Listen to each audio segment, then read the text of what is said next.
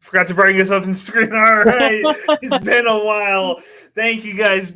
Welcome back to Not So Pro Football Talk. We are going into we're a month away from the NFL draft, and that is absolutely crazy. I cannot wait, especially since us here at NSP is going to the draft this year in Detroit. So make sure if you are attending the draft this year in Detroit, make sure you link up with us. It's going to be a lot of fun. We get to meet some fans out there, hopefully. But guys, I hate to be the bearer of bad news.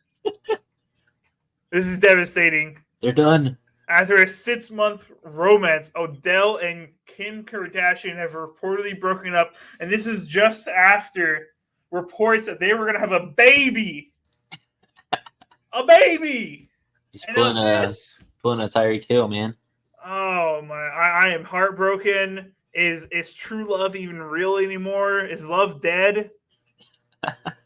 I'm heartbroken. How are you handling this, Vincent? I don't know if I can go on, man. I just don't know. This hurts more than if Taylor Swift and Kelsey broke up. I understand, sir. That would be the end of love. We can hold on to Kelsey and Taylor Swift for the time being.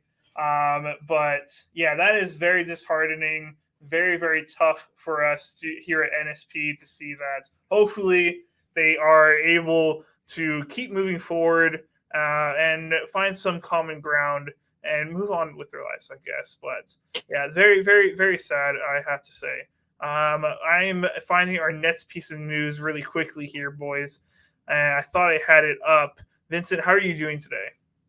I'm doing good, man. A little tired, but I'm never too tired for NSP on Monday. So. Heck yeah, I love it. I love it. And where is the tweet? It's not real, Reed. It was. I got it. All right. Of your imagination.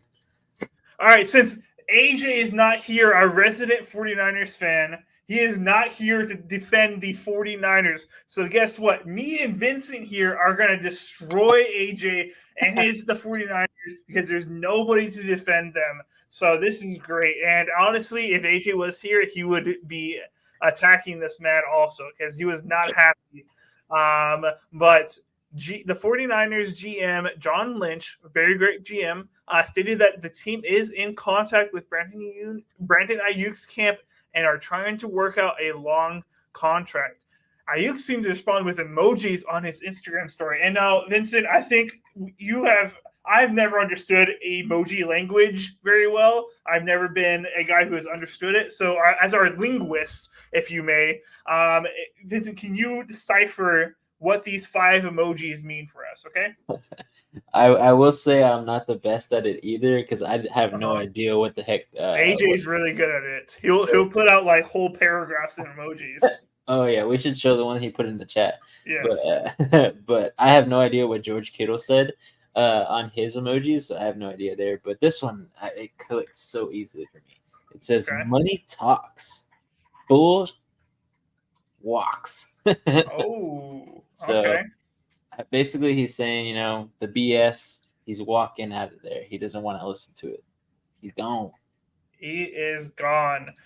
Yeah, well, this will be a very interesting development as we move forward. He is entering his 5th year option, in his last year of his contract. He has not reportedly asked for a trade, as far as we know, but his family is very loud about it. He's now getting very loud about it, responding to this, and it's going to be very interesting. Now, we've seen a lot of drama in the past couple years now. It's just always somebody on the 49ers just stirring up some type of trouble. 2 years ago, it was our boy Debo holding out, showing up in clubs, being like, I don't know if I'm going to come back. And then last year is Nick Bosa holding out almost the entire offseason, all the way up to almost like before the first week. He held out, if I remember correctly. And now this year, looks like we got our new drama queen on the 49ers. And this one is getting the most vocal about it. Debo was pretty quiet about it. Wasn't really posting a whole lot. He was just kind of quiet. You would just hear things out of his camp here and there. Nick Bosa just didn't show up the whole time. Didn't hear a whole lot. But Brandon Ayuk is getting loud about it. His family's been loud about it ever since they lost in the Super Bowl. Literally the day afterwards, this started brewing. What's going to happen here, Vince? Do we think that there's a chance that they just move on from Ayuk, say, hey, we have enough weapons on this team. We can live without him. We can replace him if needed, and it's not worth the drama? Or do you think it's going to be how these past few years have been, and as AJ says, how the 49ers always do business, they will pay their guys after the draft, in training camp, etc. What do you think is going to happen? I think we won't hear anything about this until after the draft, but if we see the Niners with their plethora of picks every single dang year, I hate it. But if we see them choose a wide receiver that mimics what Ayuk does, I think that's the writing on the wall. I could see them possibly signing him for like a 1 to 2 year deal. But I don't think Ayuk is going to get the money that he wants. He is good. I'll give him that. He plays great. But someone else will probably want to give him more money than the Niners will right now. From what it looks like, Ayuk is not with it for another, Super Bowl run. He just wants to make some money now. He's young. He's still got a lot in the tank. But he feels like he's not getting appreciated for what he's been doing. So that's why he's put out these emojis. So I don't know what John Lynch told him. I don't know what Brandon Ayuk got from it being in that meeting or his manager being in that meeting, but I don't know. I love the drama. I love it for the Niners. As always.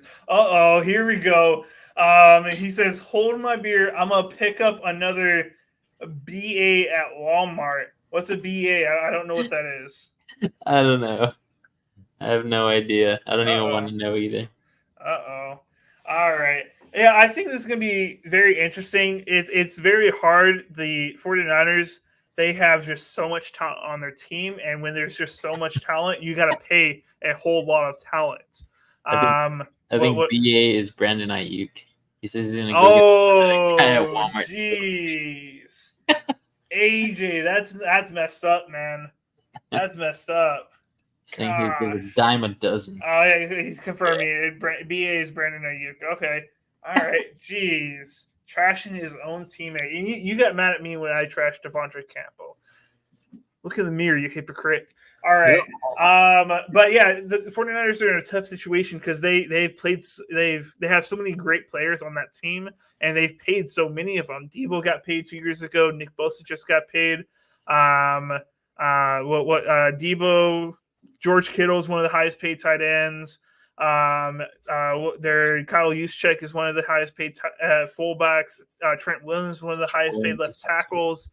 It's hard to pay all your guys. It's not easy. Yes, the salary cap is not real, but it really comes down to how much do you want to kick the can down the road, etc. They could sign him to a big long-term contract, but it's not going to be. If they sign him to a 4-year deal, he's most likely going to get cut after 2, or one of these other guys is going to get cut early from their season, from their contract. So a really interesting situation for the 49ers. We'll see how it pans out, but we had some drama this offseason, as always, and I love it for the 49ers. It is just a routine thing around here for NSP. So I'm really pumped about it. Vincent's really pumped about it. AJ is going to go buy a new one at Walmart. So love to see how he turns out. But I definitely think the 49ers could move on from him and replace him pretty easily with how that offense works. But definitely a talent, I think he is. All right. So we're going to move on from this topic and go on to one of the hottest topics today. Before we go into our mock draft, all right? So today it got announced that the NFL competition committee and also ruled on by the owners, and it was a unanimous decision that the hip drop tackle is now banned from the NFL. And I should have pulled it up exactly, written how it works, but I believe the 3 phases are, and Vincent, you said you could pull it up. I have some of like a scenario basically of what you have to do in order for it to be a penalty. Break it down for us, sir. So the violation, of course, for this hip drop tackle is going to be a 15-yard penalty. And of course, what Reed said, it was voted on and unanimously passed. But it says the rule requires officials to note 2 actions, but there is 3 parts to it. Yes. I just didn't take a picture of that part because I was like, mumbo jumbo, right? We want to know. I know the 3 actions. I know. Yeah, we want to know what the heck they got to do in order to get a flag, in order for this tackle to be illegal, right? So of course, it's when you grab the runner with both hands, you wrap the runner and both of their arms pretty much, so they're defenseless and kind of pushing you off. And then it says you unweight yourself and swivel and drop your hips on the opponent's legs, landing on their legs or trapping their legs below the knee. So basically, kind of wrap around them, drop, and as soon as you fall on their legs, it's a penalty. So, yeah. So basically, in order for the flag to be called, all 3 of those things need to happen. You need to drop your weight. You need to swivel. If you just drop your weight and none of the legs, it's not considered a penalty. It has to be drop, swivel, and you land on their legs. And to get into this heavyweight matchup, me, Reed, I am furious with this rule. I am beyond myself. I am with AJ here, a soft league. They are ruining one of my favorite sports, my favorite sport of all time. I know I'm wearing a Bulls jacket right now, but I am a huge NFL fan. Now Vincent over here loves it. Thinks it's the greatest thing ever. I don't know about that. He'll defend his position. I want to hear him first, just because I can't even fathom. I don't even know where to start on how this is a good idea. AJ's back is hurting right now. Yeah, his back. Thinking about it. But why I think this is something good for players, even though the players are saying, they're kind of against it too. Majority of players are against it because the percentage of someone getting hurt off of this tackle is very low, but there is a higher percentage than a lot of other tackles, a lot of other hits. So this is one of the tackles, or one of the, I guess you can say, defensive plays that hurts a person more often than any other tackle in the league right now. Concussions, there's not as many as these injuries from these hip drop type of tackles. There was 230 tackles that were hip drop tackles last season, and there was about 20, I believe, injuries. Some of them were broken legs, some of them broken ankles, torn ACLs, and some of them just ankle injuries, right? But there were injuries that kept starters out of the game for at least 1 to 2 games, if not the entire season. So that's a 6.5%. 6.5% of every hip drop tackle ends in an injury that causes someone to miss games, to miss helping their team get to the playoffs, win a game, win a championship ultimately. And that's why I think this is good for the players, not so much the league. I think, again, it does make the league softer, but again, it allows some of your favorite players to be on the field longer, more often, and have better careers. So my argument here is I'm going to say everybody was for it with, crown of the helmet in hitting another person's helmet, right? Because why? It's a brain. caused injuries, right? No, it's because it's your brain. It causes lifelong injury, right? Lifelong injuries with your brain. Lifelong complications with your brain. With your brain, yes. Brain isn't the important part there. Very protected, yes. But as I am, and studying to be an occupational therapist, everything in your body is important throughout your entire life. You break a leg, that leg is going to be messed up later on. You're going to get arthritis, you're going to get pains. You have the possibility of breaking that portion again because you have screws, metal, your bones age over time.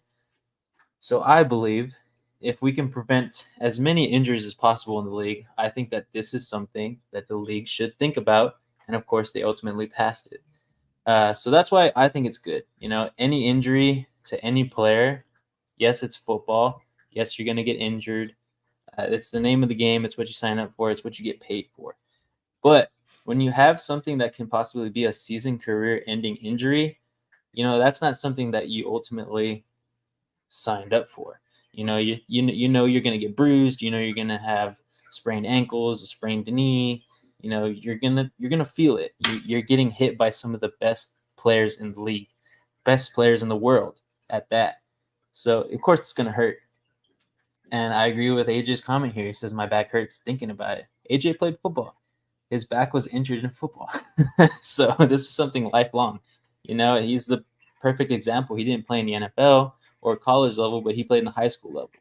These guys have been playing high school, college, now NFL for multiple years, as long as they can go.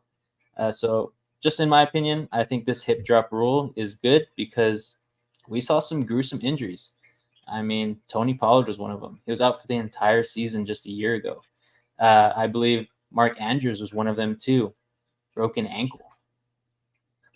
I mean, those are two of the NFL stars that could have been at the top of their game right now as we speak.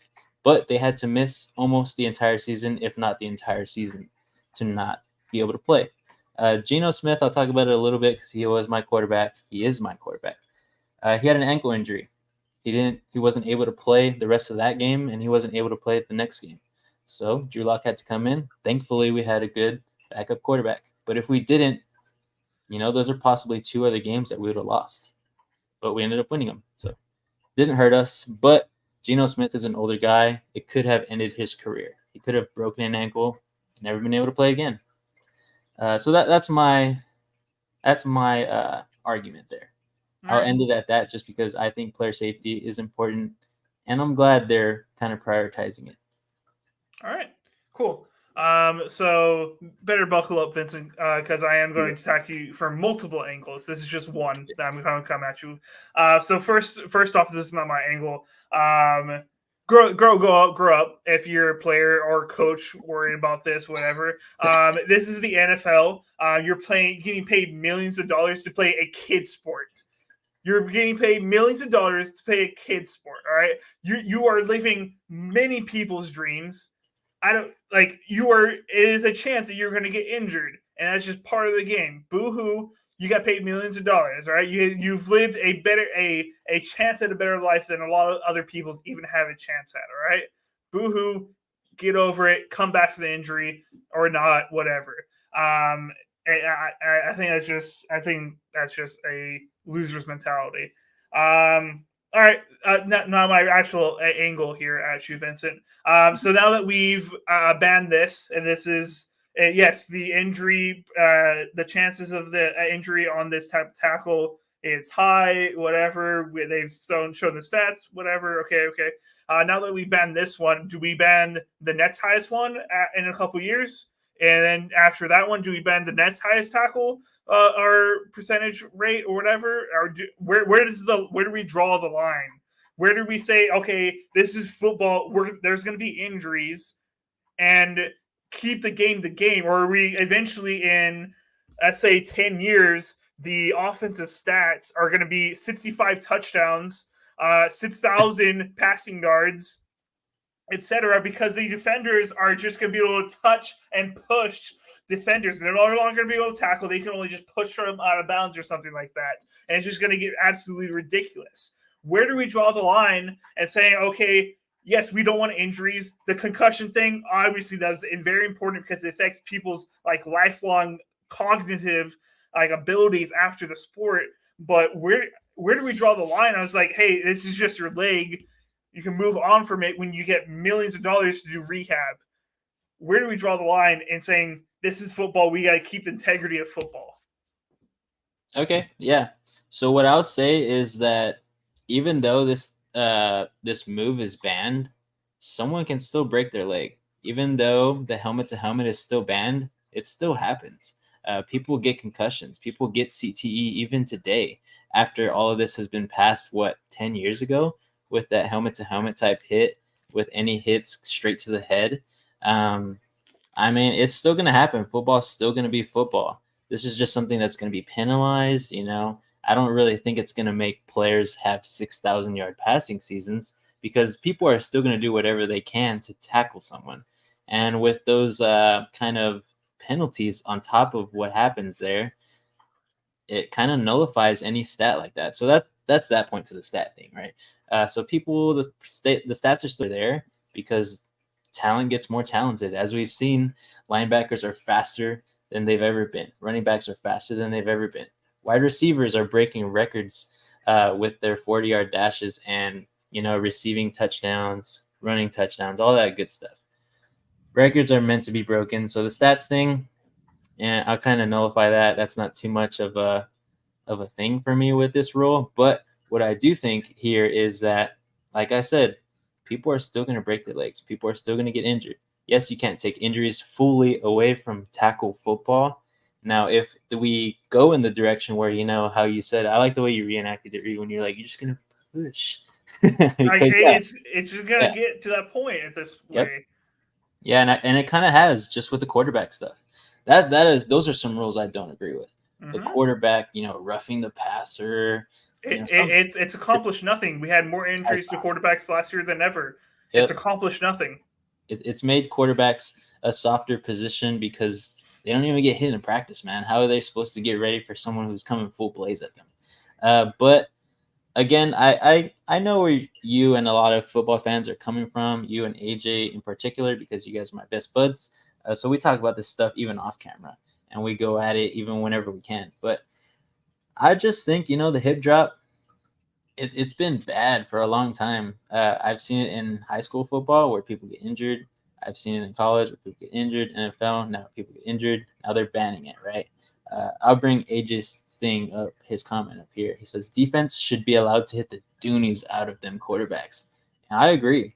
I think some of these quarterbacks need to get hit. Some of them will probably not want to play anymore after that because you've seen some of the quarterbacks back in the 90s, 80s, early 2000s just get whacked. And, I mean, it takes them a while to get back up. But, yeah, I guess I hope I kind of rebutted off of everything you said. But, yeah, I just think that this rule kind of doesn't help people not get injured, but it helps them not get injured in this specific way. So there's still going to be tackles. There's still going to be ways that defensive players, have to adjust to. I still think they should keep it kind of, even on the offensive and defensive side. If there's something that you're going to get rid of on the defensive side, then there's something that's got to change about how the offense goes about, running. All this stuff about running out of bounds, the late hits, let them play, man. I mean, sometimes it's like a split-second thing, and you can't even see it with the naked eye without the recordings, the replays. Yeah. So I don't agree with some of those rules, quarterback rules for sure, but this rule I do because, again, I think the drop hip or hip drop tackle is just, one tackle out of 20 different tackles that can possibly be done. And we've seen people try to prevent tackling a person like this and just simply, wrapping up, falling, hit them hard. Just don't hit them with the head of the helmet. We've seen some hard hits still in today's game, and I still think that we're going to be able to see these hard hits because really a drop hip or a hip drop tackle is not a hard hit. It's a soft hit. You're just laying on a guy. So, of course, I do agree it should be banned because it can cause injuries. Some of these guys are 350 pounds, 250 pounds. So that's a lot of weight coming down on one bone in particular, which is the tibia down here. So that's just what I think. All right, we'll move on from that topic, and I'll come at you with another one. So this next one is the part where this is the one thing, especially, and it gets highlighted every year a little bit more. And I think it's the only thing that could potentially end the NFL and ruin its credibility, etc. And that this thing is called subjective calls, and that's reffing. That's the pass interference, etc., the taunting, the whatever, the subjective calls. That's a like, hey, I felt like this was this, or I felt this was that, and there's just a large gray area. This is a subjective call because it happens so quickly, and there's three criterias that they need to meet in order to have this happen, and it's just I cannot imagine what a ref is going to feel or think about when this happens. Like, does he see two and he's two of the three things and he starts reaching for that flag? All this stuff is just happens in real time, and for people, refs who are not full time employees, who they have now that this rule is in place, they have no time to even practice this other than preseason. They have no time to even practice this before we get into basically week one, and it starts affecting people's jobs where players aren't, they're going to lose their stats. They're going to lose this tackle. It's going to add 15 yards to the offense. It's going to give the offense more points, etc. And it's going to happen in real time, and it's going to be really, really messy because of the reffing situation. And then also on top of it, this is going to take money out of players' pockets. All right, because these when people get these flags, it's not only they're going to lose 15 yards for their whole team, they're going to get a 12,000 plus fine for this tackle. And some of the players who get paid millions of dollars that have big long-term contracts, that's like, oh man, that sucks. You get lost 10 grand, whatever. But for the players who are on those vet mins or they're on the rookie contract, etc., that 12,000 hurts. That 12,000 is not something like, yeah, like for us, it's like, holy crap, that's like 12,000. But it's not a big hit for them, but it's still a big hit for some of these guys. They don't just got 12 grand just sitting in the bank that they can just send off. I don't like it. I think it's going to lead to a lot of messy things. I think it's a lot of betting people are going to be very upset because I know this is going to happen in the fourth quarter on the 2-minute drive for them to take the lead with a touchdown. And it's going to happen on a fourth down. Then the ref's going to throw his flag, and the offense is going to get their first down to hit the field goal or whatever to win the game. And that's how I can literally paint the picture for you on how this is going to go, and it's going to suck. Now, for the team that it works for, they're going to be, hey, that blows, but I ain't complaining. That'll be me if it happens that way for the Packers. But, and AJ says, it never fails. We know how this is going to go. The NFL has to, unless they're blind, they know how this is going to go. That this is how it's going to, it has to. Like, we know how these refs work. We know that they pull the flag in the worst moments. That completely changes the game. Subjective calls, like pass interference, we need it because, like, pass interference, we just let the defensive backs do whatever they want. It would ruin the game of football. That wide receivers couldn't do anything. The quarterback hits, yeah, we talked about how we don't like them, but it's subjective calling, etc. There's so many subjective calls. This is by far the worst subjective call for a ref to have to make. There's just too much criteria for them to meet in order for them to pull that flag. It's just going to get so messy.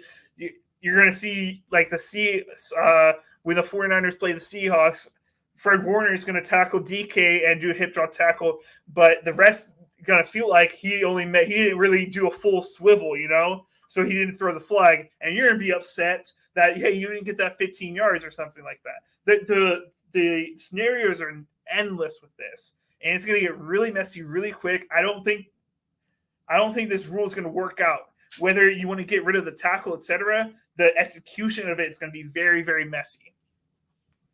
Oh yeah, I mean that's like everything that is set into the NFL. It's always messy in the beginning. It's going to continue to be messy because even some of these pass interference calls, we don't agree with them. So yeah, it's all subjective. You can say it's objective too, because they'll be like, oh, this component was there, this component was there too. So of course, this is a good play call or a good flag thrown on this play. But I mean, again, that's just going to continue to be a thing. Every year, there's one team in particular, the Cowboys, that always say that the refs are throwing the game for them. That's why they never win in the playoffs. That's why blah blah blah blah blah. There's always one team every single year. Ooh, this is gonna be great. Oh boy. There's always one team every single year that is probably one of the most penalized teams ever. Cough cough, the Chiefs. But then they don't get the flags called when the biggest game is there too. So again, all objective, all subjective, however you want to think it is. But the refs will make and break games to continue for the end of time until refs are not a thing. So I don't think this play or this type of tackle is going to dramatically affect how maybe a pass interference call affects everything, because pass interference is like at the spot. I still don't agree with that. I still think that should be a 15-yard penalty, but not a at the spot foul, because it's changed the game dramatically, and we just gone numb to it now because it's been so long. So I don't know. I don't think this penalty is too bad, but I think it's going to be bad for the refs because, like you said, Reed, they don't have too much time to practice. There's no practice time. They're part-time employees. AJ, welcome to the stream, man. It feels like you're like running through time, or you're going like a super speed or something with that background right now. I'm the Flash. Yeah. Flash is not alive. How I'm guessing you joined. I don't know the reason why, but I'm guessing you're feeling pretty passionate by the comments about the hip drop tackle. What are your thoughts? I felt very passionate about. I mean, since the beginning of this podcast, when you call me a hypocrite, I'm not bad mouthing BA. Okay, I mean, there's two types of players. He's going to get paid, whether it be with the Niners or not. But the Niners are going to offer him a huge amount of money. But like, dude, grow up. Okay, hit the books. Look what happened in the past. Ever since Kyle Shanahan, John Lynch joined, they signed their players after the draft, and every person that they have, they're the highest paid in their position. So you chill out, dude. You could chill out from there. But honestly, I was against the hip drop, but I felt like Vince, really helped explain the ways this new rule is going by, right? How you're supposed to do the hip drop. It's not necessarily taking it all out, taking it all away. It's doing it correctly so you don't damage whichever player. And I'm all up for player safety. I also see your point, Reed. I view players getting injured kind of like the circle of life. A player gets injured, the next man up, and that next man up may be the greatest of all time. We may never know because of how soft this league is playing. But I'm all up for player safety. I do feel like a lot of things could be adjusted by then. But hey, Vince, I appreciate you, calling me out. Say, hey, man, AJ's back hurts since high school. It's just high school. I remember in junior high, man. I believe it or not, I wasn't always this ginormous. I wasn't always this monster of a person. He's pretty small. I was very, very small, just a little chunky little kid, dude. And the hip drop was the only move I had.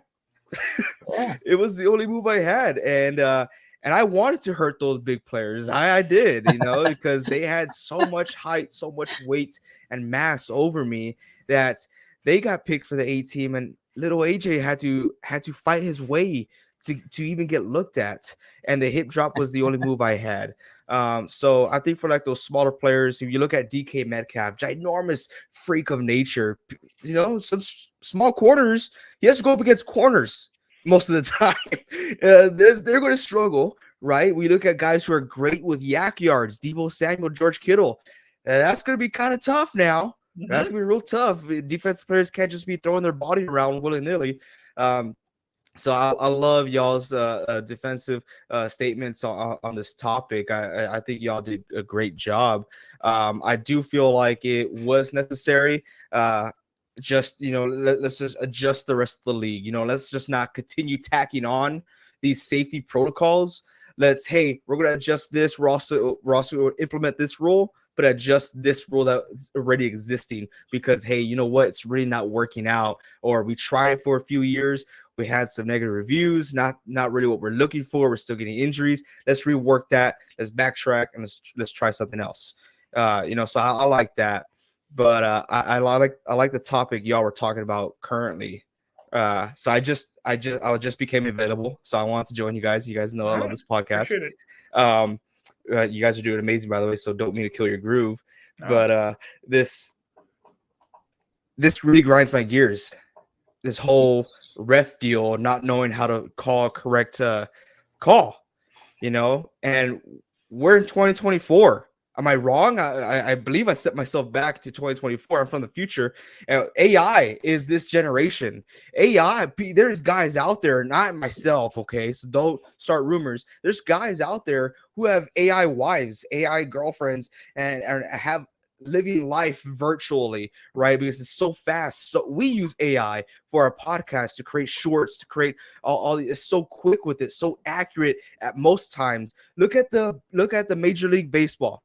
Right, Major League Baseball, they're using AI, they're using technology. If they want to challenge a ball or strike, which now the catcher can challenge that, it's an instant time. Of course, there's still some kinks, but boom, within 5 seconds, they show the ball, they show the strike zone, they show that pitch that just happened a few seconds ago, whether it's a strike or a ball. Why can't the NFL implement that? The NFL, I feel like, has more money.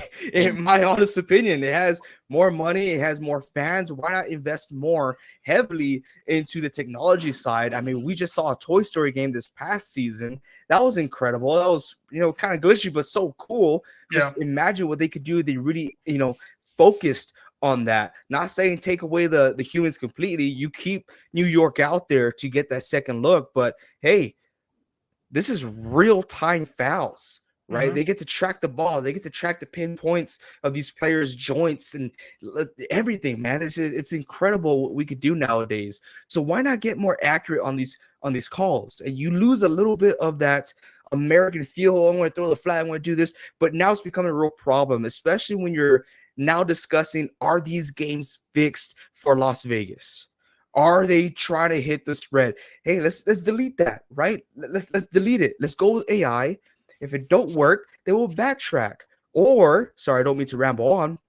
Or look what the XFL was doing back when it was the XFL. Everything was done in real time and everyone could hear what they were saying. Right. So then you eliminate the fact, oh, these guys are just trying to hit the spread. You eliminate that because you could hear everything that the coaches are saying, that the refs are saying, that the upstairs are saying. I get it. You lose some type of an edge if you're a coach, but you can opt out of that. I just think that they're down the right path. That's something that the NFL could experiment with, at least for the preseason, and see how they like it. All right. Very well said, AJ. I have one last take at this, Vincent, and then we'll move on to our mock drafts 1.0. Woo! So Vincent, you're going to participate in this one, okay? I want you to name a random offensive player that carries the ball, We'll say Christian McCaffrey. Okay. Yeah. Name a player that may be in a situation where they have to hip drop tackle Christian McCaffrey. Okay, maybe I should have said DK Metcalf because I don't think anybody's gonna catch Christian McCaffrey or need to do that. All right. But let's say there's a small cornerback that we have. Right. I mean, I could say Tariq Woolen. Woolen. He's fast. He can probably catch McCaffrey. He's not the strongest. He's not the best tackler either. So there's a possibility where he could, have to kind of wrap himself around Christian McCaffrey to bring him down. All right, we're going to do a little reenactment, and we're doing it best we possible because we are in different rooms, etc. AJ, you're going to be Christian McCaffrey, okay? Vincent, you're going to be Tariq Woolen, all right? All right, so AJ's running along, being Christian McCaffrey. He's running, juking all these players. Oh, it's just Tariq Woolen. He's the last person that can get him. He's coming up from behind or to the side, and he's going to go for this hip drop tackle. Vincent goes, all right, he's going for the hip drop tackle. Christian McCaffrey is a very smart, intelligent man. He went to Stanford, correct, AJ? Yes. He went to Stanford. I'm going to pick up an extra 15 yards. I'm going to throw my legs underneath this guy and get that 15-yard penalty. If I'm a smart offensive player in those moments, I'm going to throw my legs straight underneath that player on purpose, and I'm going to pick up this 15 yards, whether that defender likes it or not. That's a potential problem will offensive players try to injure themselves for the 15 yards? We'll have to see. But I think that's a potential thing that could happen in this scenarios. Okay. The flop. The flop. The flop. Oh, my legs! Ref! He killed me! So that's something that could happen because I feel like that happens with the helmet-to-helmet calls. I don't think it's done, with malice or, on purpose. But, hey, guys, when they're taught to, hit the heck out of someone or hit someone off of them that's trying to tackle them, it's natural instinct to lower your head. So that's something that happens. I think that the offense should also be penalized for helmet-to-helmet hits. I believe they are now. Are they now? Okay. Yeah, I've seen a player get fined, our offensive player get fined for it. Good. I like that because I feel like sometimes the offense initiates it as well. Oh yeah. But yeah, that is something that could happen, and that is up to the NFL to go ahead and move with this rule and see how it's going to be utilized and how it's going to be abused. So that's on both sides of the ball. So it took a while for them to get that abuse on the offensive side with the helmet-to-helmet type hits. So that's something new that I've probably never seen in my time. But Reed says that he saw it, so I believe Reed. I believe that it happened before. I remember seeing, I forget what player got penalized for lowering, the defender lowered his helmet and then the offensive player lowered his helmet to match that player's helmet, and he got fined for that. Nice. It was in the later part of the season, but I can't remember who it was. All right. Okay. Well, that's my last take on it. Overall, I think it's a bad rule. I'm hoping it works out. There's less injuries. We don't see a whole lot of flags about it. Defenders are able to just quickly change everything of how they've always played football, and it's a seamless transition. We'll see if it happens. But we're going to go ahead and move into the NSP's first mock draft 1.0. We're only going to do the first 10 picks because we're still pretty far out there, and a lot of things are going to change in that time frame. So we're going to go ahead and just go through our first 10 picks. AJ, are you going to be joining us for this session? I wasn't prepared. I'm only up to 5 right now. You got time. You got time. We'll elaborate on our first 5 picks. We'll try. Okay. You'll be all right. So we'll go ahead and pull out the very first one. The Bears are on the clock. They have traded away Justin Fields, and they are going to stay in this number 1 spot. There's no way they're going to trade out. I would be shocked, absolutely shocked, especially with current Bears players are already talking about Caleb Williams being on the team as if he's already part of the organization. I think it's going to be Caleb Williams, 100%, without a doubt. Caleb Williams is going to be the quarterback for the Chicago Bears next season, and we'll see what he's able to do with that team. But I think he's the Chicago Bear, 100%. Anybody would like to say anything outlandish? Honestly, no. They already gave Caleb Williams the key card to the Bears facility, so hey, man. Pretty much. I would just like to say I think it was kind of a bad move to trade Justin Fields. But that's just my opinion. They could have brought Caleb Williams in and kept Justin Fields there too. And yeah, it would have caused some drama, but you would have found out who your better quarterback is going to be, not just in 2024 season, but by the 2025 season. So if they were able to keep both until that time, maybe giving Justin Fields another contract extension if they feel like he was the guy, I think they should have done that. But now they're throwing all their marbles with Caleb Williams. So it could end up being one of the worst draft picks they've had, because maybe he's even worse than Justin Fields or worse than a couple other quarterbacks that they've taken. But that'll be yet to be seen. So I hope Caleb Williams plays well for the Chicago Bears, because I don't think they are going to move out of this pick. And I don't think that Caleb Williams is going to drop because, the guy's not even really doing anything anymore. He already did his pro day. He already did the NFL. He didn't go to the combine. But, yeah, I think he's solidified. All right. So we got Caleb Williams, all 3 of us solidified in the first overall pick. So most likely he's going to go that way unless we see what's the draft day quarterback? Bo Callahan. Unless we see a Bo Callahan situation on draft day, which would be awesome. So hilarious. The amount of content we could do out of that would be crazy. But it's looking like Caleb Williams is 100% going to be the Chicago Bears quarterback. So let's move on to the number 2 overall pick. We got the Washington Commanders, and they have number 2 overall pick. They have traded away Sam Howell to the Seattle Seahawks, and they look very needy for a quarterback. In my opinion, they could go wide receiver. Always, there's a really good wide receiver on the board, named Marvin Harrison, that they could go for. But I think they're 100% going to take a quarterback with this pick. They need to find a franchise guy moving forward. And there's 2 guys I think they could go after. It's either going to be Jaden Daniels or Drake May, in my opinion. And knowing the Commanders coaching staff with I'm losing the head coach's name off the top of my head, Dan Quinn, and now their offensive coordinator, Cliff Kingsbury. Cliff Kingsbury, when he was coaching in college, he did really well with Johnny Manziel at A&M. And then when he went on to be the Cardinals head coach, he handpicked Kyle Murray. He likes a mobile quarterback, a guy who can move outside the pocket and do incredible things. And that's why I think they're going to take Jaden Daniels at number 2.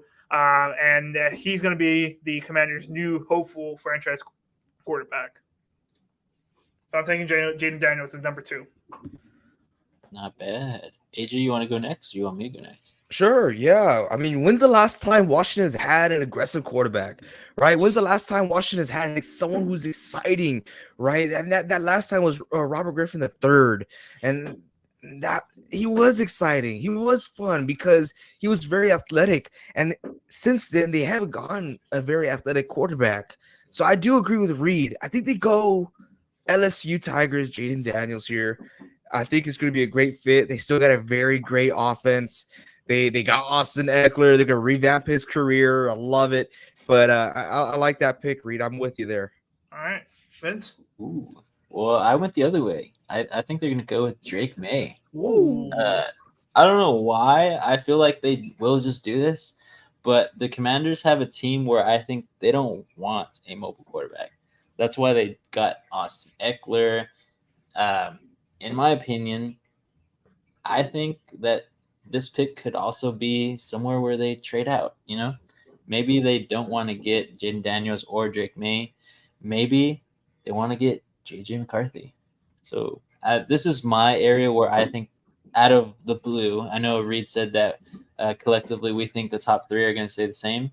But I think if there's a possibility that someone trades out, I think it might be the Commanders in order to get a couple more picks because they have a lot of holes to fill. But I think they go Drake May. I think they feel like they want a gunslinger type of guy who can throw 65 yards rolling out the wrong way, which we saw in one of those videos at his pro day. But I could also see them going Jaden Daniels. I like AJ's take there with RG3. They haven't had a guy like that since they were the Skins, you know, so it's been a while. And they've gone a lot of quarterbacks that are not very mobile. So I could definitely see it going either way, but I think they might go Drake May just because he is the more sound quarterback, not so much just an athlete. All right. Very well said, everybody. All right, so we're going to move on to the 3rd overall pick, which is held by the New England Patriots. Now, we have a big Patriots fan that avidly watches the show, named Dizzle. He has been very adamant on who they're going to take at number 3 for a while now. He has said that 100% we got to take Marvin Harrison Jr. at wide receiver. Now, their head coach, the Patriots, Mayonnaise, or Mayo, whatever you want to call him. You had it right the first time. Mayonnaise, yes. Thank you very much. He has said that we are a quarterback-needy team. He has, since day one of his press conference, saying that we are aiming at a quarterback, whether it's going to be free agency or the draft, and they didn't do a whole lot in free agency other than get Brissett. And in my opinion, I think Brissett is going to be the starter year number 1. I do believe that he is going to be the starter, at least for the first few weeks, unless he plays atrocious or gets injured. I do not believe this. I think they're going to take quarterback. I'll say that. I do not think that they are going to to play the rookie right away. The new GM of the Patriots is Elliott Wolf. If you don't know who Elliott Wolf is, he used to be a Packers executive with Ted Thompson and all of them at picking picks, making contracts, etc. He comes from the Packers organization. Packers organization knows how to draft a quarterback and develop them. And I think he's going to take a page out of the Packers book and bring it to New England and use Jacoby Brissett as a bridge, develop a guy named Drake May, and see if they can find their franchise quarterback.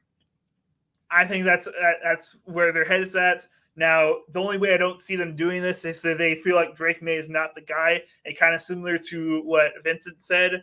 If they don't feel confident, then maybe they just draft Marvin Harrison Jr. or they draft back out of that spot and get more picks, because there's a lot of holes they can fill on that team with the Patriots. It was not a very good team other than the defense last year. The offense was atrocious. There's a lot of things you need to fix on it, not just a quarterback. Wherever if Drake May started that year one, he would not have any help around him, just like Mac Jones didn't have any help. Sorry if that triggers you, AJ. But yeah, I think they're gonna Brissett first year starter, Drake May rookie backup, and then we'll see how it goes from there. That's what I think the Patriots are gonna do. All right. I think Mayo's going to want to make a huge change, make a change fast. He wants to implement his ways and get out of the old school. This is the Patriot way. He's going to abide by, this is the Patriot way, but really he's going to make it his own staple point, and he's going to be absolutely pissed that Jaden Daniels already got taken off the board, because that is his ideal candidate. So what is he going to do? He's going to take Drake May. He has to take Drake May, because hell no, he's not going to, you got to take a Michigan quarterback because it's going to be like Tom Brady. He wants to erase that story because it's Mayo time, right? So you get Drake May because he's the next best guy up. They're going to absolutely ruin his career, but he has no other choice. They need a quarterback. They don't have any more choices out there. They have to invest into this guy. If they don't, that is forever going to be on his record of him not getting a top 3 quarterback in this draft as a first-year coach. That's all I got. Don't want to put further emphasis into this. I don't like the Patriots. All right. Yeah, I agree with AJ. I think that his first pick that he would want as a quarterback is Jaden Daniels, because I feel like the Patriot way is kind of dead now. Yes, they still have Robert Kraft as, their general manager, the owner, blah, blah, blah, blah, all that stuff, because he's going to dabble in this pick. He's going to kind of pull something out of the Jerry Jones book, and he wants to, have a say. I think they're going to go a different route than the Tom Brady-esque type quarterback, and that's who I think Drake May would be in their organization. So that's why just like AJ, I know that they're crossing their fingers, hoping that the Commanders take Drake May, because they want Jaden Daniels. They want a mobile quarterback. They had it a little bit with Cam Newton, but he was out of his prime, way out of his prime. And Jaden Daniels will come in as a fresh guy off of the college hype, one of the best passers, one of the best rushers at the quarterback position there in the entire FBS. So I don't know. I think Jaden Daniels is the perfect fit here. Do I think that the Commanders also want him? Probably so. But if he's able to slide to the Patriots in my 1.0 mock draft, he's going to go to the Patriots. And the Patriots are going to be a new type of offense. All right. So me and AJ got Caleb. What's it? I lost his name. Jaden Daniels, and then Drake May. And Vincent's got Caleb, Drake May, and Jaden Daniels. So that's our picks so far. Now moving on to the 4th overall pick, the Arizona Cardinals hold this pick. Now in this point of the draft, we've got 3 quarterbacks in a row, top 3 quarterbacks. As far as everybody's eyes are now off the board. I don't know if it's going to happen this pick or the picks afterwards, but I think these other quarterback needy teams, the Broncos, the Raiders, and the Vikings, are going to be looking, hey, where do I need to jump up in order to get me a J.J. McCarthy? I don't think it happens here, though. I think the Arizona Cardinals are going to take the best wide receiver off the board and take Marvin Harrison Jr. as a legitimate wide receiver 1 for them, and have someone that Kyler Murray can hopefully throw to and resurgence the Kyler Murray career. I think Marvin Harrison is going to be a talent that can come in week one and be a legitimate threat. I don't think there's a whole lot of learning that he'll have to do other than obviously the playbook, etc. But I think he can already torch a lot of these corners in this league and do really well. So I think if we get here, Cardinals are number 4 pick and Marvin Harrison Jr. is not off the board, I think they take him right here. It happens here. This is the trade. Oh, there's trade alert. Oh, trade alert. We're doing a no trade mock draft. I didn't know that. Oh, go ahead, AJ. Go ahead. I also think there's going to be a trade here. But trade alert. Definitely, there's a huge chance. Yes. The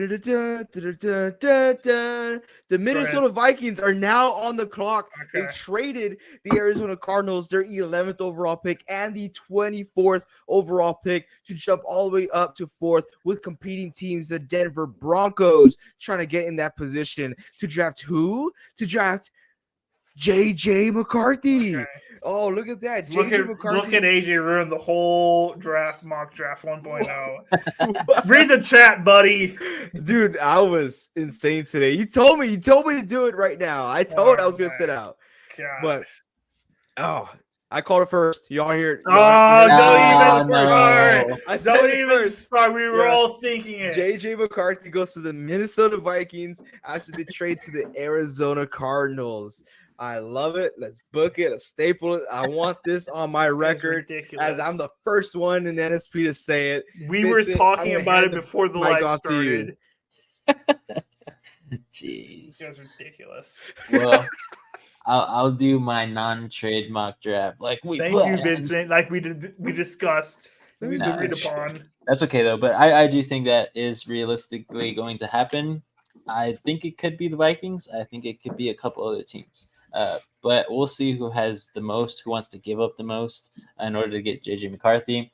But for this 1.0 mock draft with no trades in the top 10 so far, I think the Arizona Cardinals have no other choice but to choose Marvin Harrison. Guy hasn't worked out for anybody. He's basically saying, look at my tape. You know who I am. You know who my father is. You know what legacy I have and what I'm going to bring to your team. So I think it's kind of cocky. I wouldn't mind if this guy drops to another team. Drops like 10 picks. Blurpy. Good seeing, man. Give me years. That's ASAP. Wow. So he wants Drake me. Which is very possible. I think it is. Yeah, I think it's what's going to happen. Yeah. But yeah, so I think here at 4, Arizona takes Marvin Harrison. I don't think he's going to make an immediate impact like everybody's expecting, but he will make a good impact for them week 1. So Marvin Harrison Jr., welcome to the desert. All right. So moving on, we've all got some. Me and Vincent agreed, and then AJ pulled out a wild card. But let's move on to the Chargers. They come up next at the number 5 pick. And in my opinion, this is where the first tackle comes off the board. And this is a very tackle-heavy draft. There's a lot of good offensive linemen in this draft, and it's a lot of tackles especially. And I think the Chargers take Joe Alt.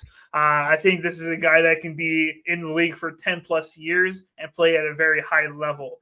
I think they are drafting a franchise tackle for themselves to help protect Herbert. Yeah, you can go offensive weapons, your wide receivers, etc. But hey, win it in the trenches. Am I right, AJ? Oh, always, dude. That's how you win games, right there. Yes, sir. So I think they take Joe Alt at number 5.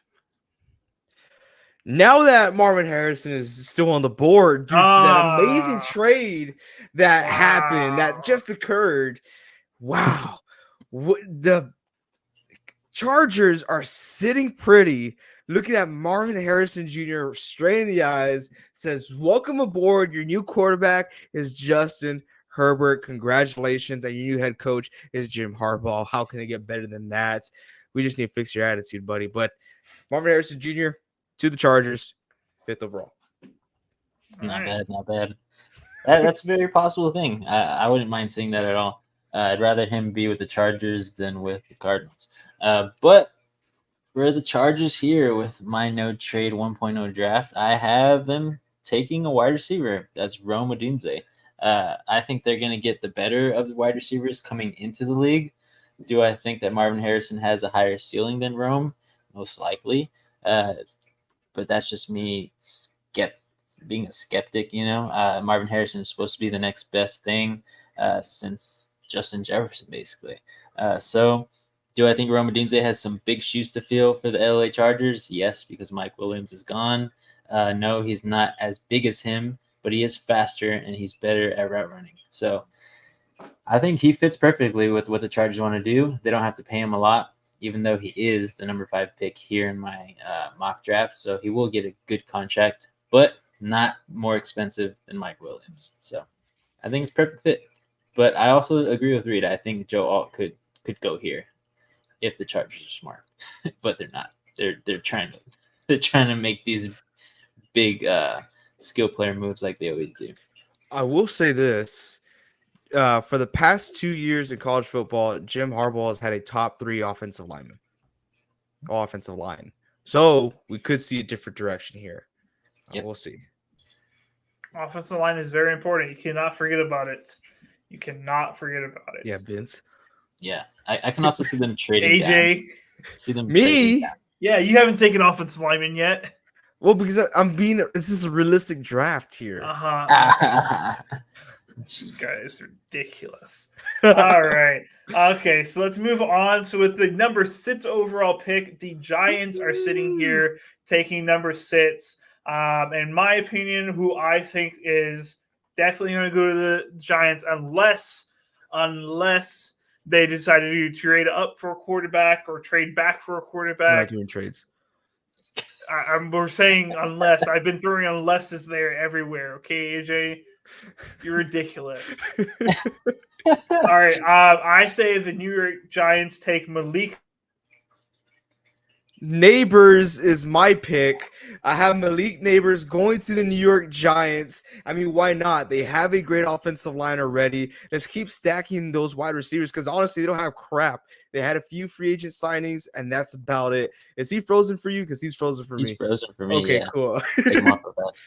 So this could go on record that this was also my pick. First here in NSP was Malik Neighbors, wide receiver from LSU, to join Vanilla Vic out there in New York. I think this would be a pretty fun fit. He's going to hate it, but, I mean, that team will be going in the right direction if they go that route because they got no wide receivers. Well, I think this was a planned move by AJ. He sent a virus to Reed's computer so that he could get the first say here.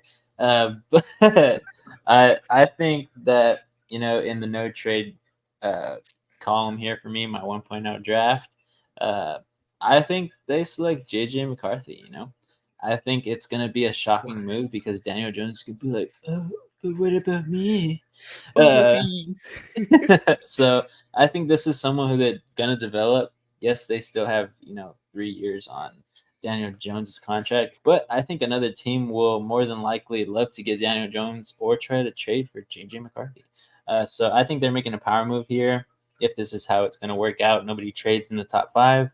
The Giants, I think it would be smart to try to get a guy who you can develop over a longer period of time. So I'm going JJ McCarthy. Nabbers. It's Neighbors.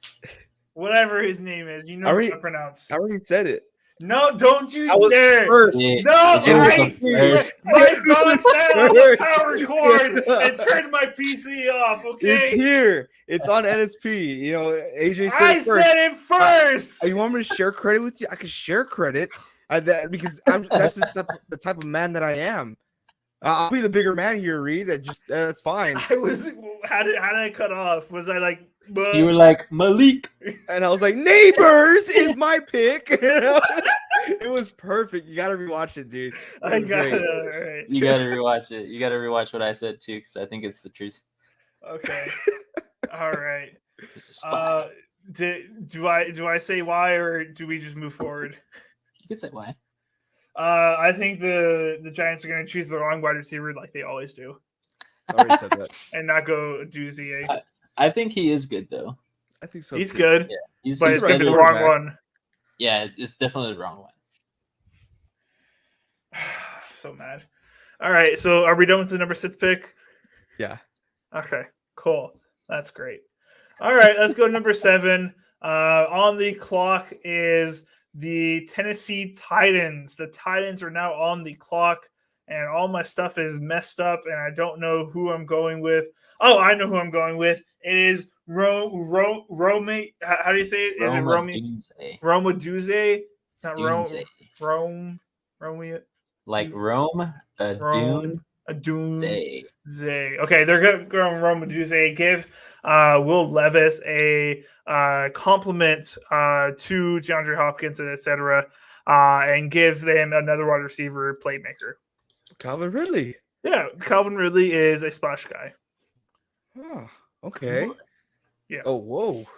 Jeez. Well, I'm going to go a different route here. I think the Tennessee Titans are going to be making the smartest pick of the draft, and they're going to grab themselves a Joe Alt, the offensive lineman, first coming off the draft. I think that's exactly what they need to address is, hey, let's start adding some offensive line, big, beefy boys right here in this offensive line. I would love to see that. That's my pick for the Tennessee Titans, Joe Alt.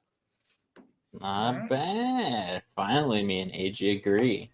Yeah, I got Joe Alt here.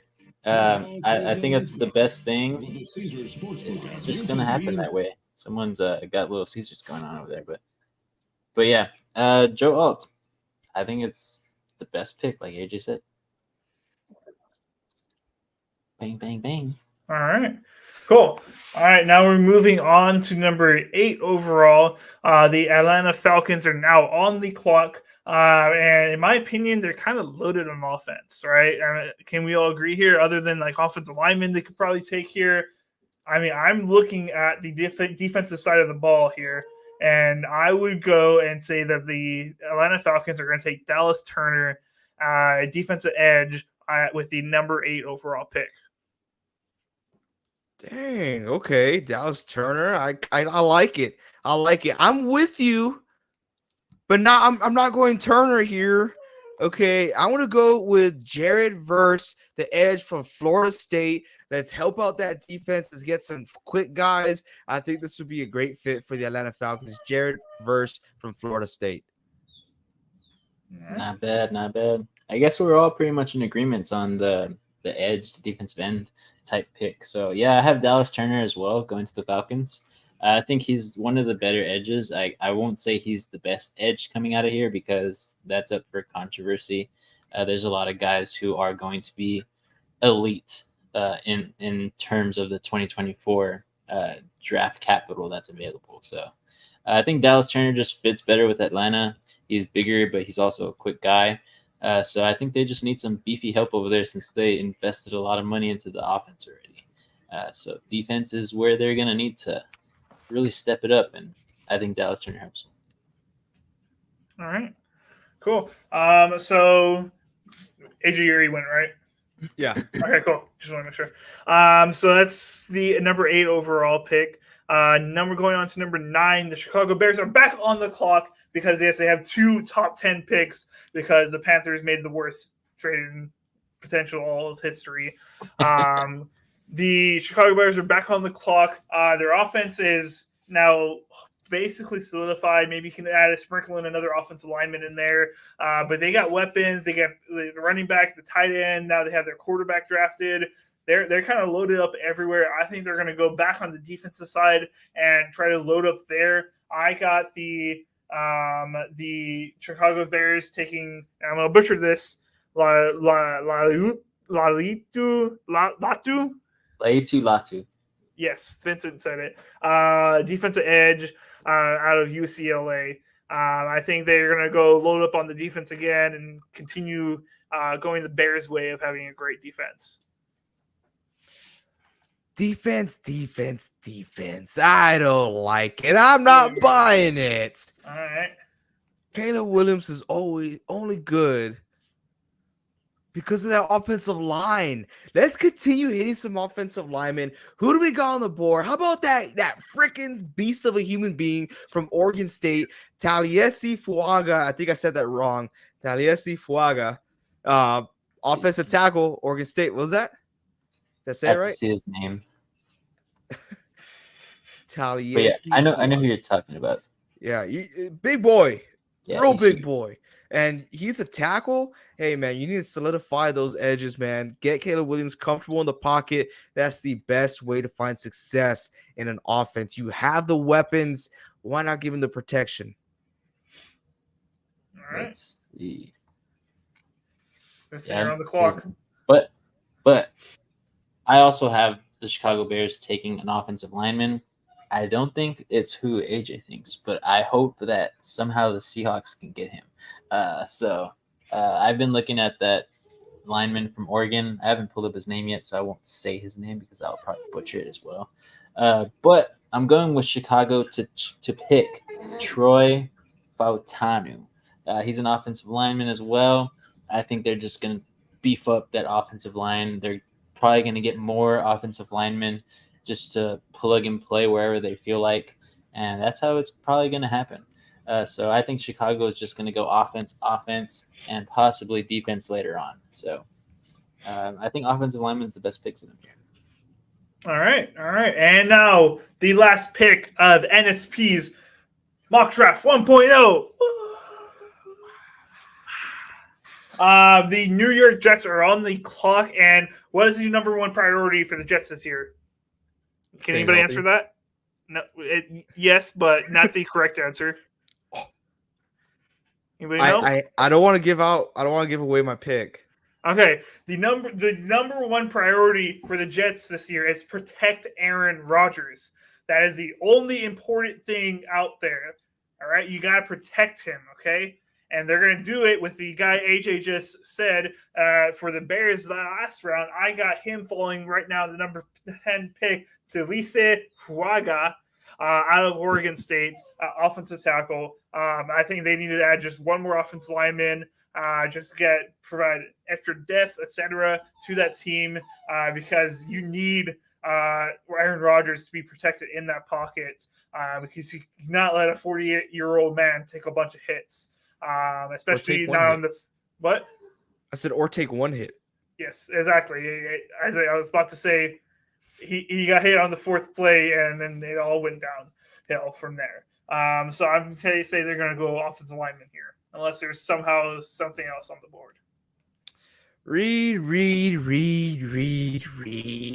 Why are you caught up in the past? What are the odds that happens two times? What are the odds?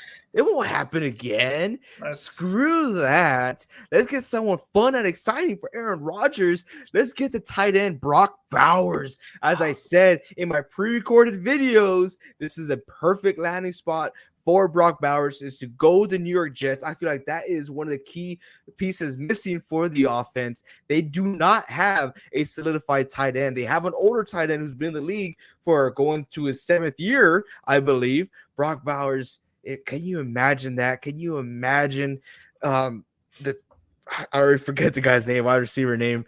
Garrett Wilson, Mike Williams, Brock Bowers. Are you kidding me? That would be insane. Give me Brock Bowers here. Aaron Rodgers hates young receivers. He hates everything. Yeah, he's a new guy, Reed. He's not in Green Bay. That's why I think now it's going to be different going into it later on in our 2.0 draft because that's when we'll add as many trades as we want to. But I think if everything goes the same here, Big E, tell me what you think about this one. New York Jets are going to select at number 10, Malik Neighbors, wide receiver. This is the time for them to stack up that offense because that's what Aaron Rodgers needs. I agree with AJ. They're going to get a big name type of pass catcher. And I wouldn't mind them, getting that tight end either. But I think they'll go the wide receiver route because they've been having wide receiver troubles forever. Just like the New York Giants, the New York Jets are going to go after a wide receiver here, and that's going to be Malik. So that's just what I think they're going to do. I think he'll fit their scheme quite well because he's a speedy guy, and he can make people, fall behind. So I think that's exactly what Aaron Rodgers wants, and hopefully he'll like this rookie. Hopefully. We'll see. They just can never connect, Just can't. It's always their fault and not his. So that is our NSP's mock draft 1.0 of our top 10 picks. Big E says Jay Ketz, they don't need no more wide receivers. Mike Williams, the GOAT, if you don't get injured. He's pretty dang good if he doesn't get injured. Pretty dang good he is. But yeah, that's our 1.0 overall 1.0 mock draft for the top 10 picks. If you guys like that and want to see more draft content, well, guess what? You're going to get it because we are going to the NFL draft and we are going to be hyping it up, etc., for the next month. So we are going to Detroit to watch the NFL draft in live person. We'll be there. And if you guys like the content, we're going to be talking about it all the way up to it. So hit the like button if you enjoyed it. Hit the sub button. Is AJ Wi-Fi dying? I don't know. He's a flash right now. That's why. He's running too fast. Fastest man alive. Fastest man alive. Incredible. Virtual background. But yeah, we are gonna have we're gonna have more draft content every single week. Maybe we'll do a full 32 draft here coming soon. Depends on hype going up to the draft. But we'll see what happens. Guys, you got anything to say before you end off? Sorry, Biggie, you came at the end. But we've been talking about Cardinals, who they're going to pick, the hip drop tackle, etc., other rumors and drama around the league. Like, AJ, did you know Odell and Kim Kardashian broke up? I don't give a. They broke up? AJ, if after that, if Taylor Swift and Travis Kelce break up, is love even real? Is love dead? Dude, Antonio Brown posted a picture that he was kissing Taylor Swift. But I thought they did break up. I don't care. I don't follow that. Reed? AJ. Gosh. AJ. Yes, we did. Yes. Yeah, we talked about it for a full 30 minutes. Almost. Go watch it because it was really good, honestly. Vincent here was defending it. I was attacking it. AJ came in last minute from the top rope. Watch out. So make sure you all watch that, Big E. It was really good. I predicted the Cardinals to trade down in the draft. I was the only person here in NSP to do that. No, they're taking Marvin Harrison. All right. Do you guys have anything to say before we end it off? AJ, Vince? Just keep up, you guys. Reed has a lot of he's our planner for this NFL draft, and he has a lot of great ideas coming up that is going to be brought to life. So I cannot wait. I'm excited. Vince and I can't know all the details, but we just know that Reed can really do a great job as far as planning. So we're super excited. You're hyping it way too much. You got the bar raised up here. You got to bring it back down here. Okay, that's how I legitimately feel. I'm not even hyping this up for the audience. I'm so excited, Reed. You don't even understand. Like, I'm freaking pumped, dude. That's what I'm saying. I'm not even trying to glaze. You know what? Screw you guys. Last time I ever tried to compliment you, Reed. Oh my gosh. It's gonna be lame, all right? It's gonna be lame. All right, there we go. Vincent, you got anything? I don't got anything. I'm just excited about the draft too. All right. Well, thank you guys for tuning in. We do appreciate it. Thank you, Blur, for joining in. Thank you, Big E, for joining in at the last second. We're going to continue to pump out more and more content. Hey, and I'll put out a another poll in the Discord and see if we can get 10 likes on it. If we get 10 likes on it, we'll have to go live again. What? This week? Kind of a tough week for me, Reed. Well, if the fans want it, AJ, you're going to have to deliver, all right? Okay. All right, we'll see. But yeah, we'll be putting out a lot more content as we get closer and closer to the NFL draft. But thank you guys so much for tuning in. If you guys liked it, obviously hit the like button, hit the sub button, join our Discord, join our social medias, in Twitter, TikTok, etc., Facebook. Hit up all those. And until next time, keep on grinding.